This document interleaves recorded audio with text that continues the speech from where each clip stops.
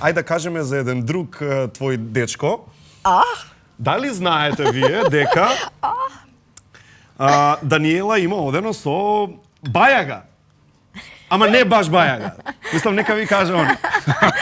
Vidiš kako stvarno, znači vam ja reći. Kako volim što su više cure. Oprostite, dečki, nemam ja ništa protiv vas, ali ovo su ženske priče. Ja sam vam imala, godina. I tada je Bajaga bija totalno ultra popularan, ima je onu svoju prekrasnu pjesmu za žmuri.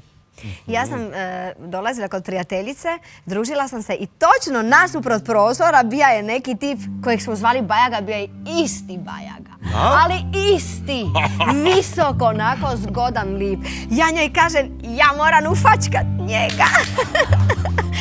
I ja sam ga ufačkala i poljubila sam se s Bajagom. Ajde!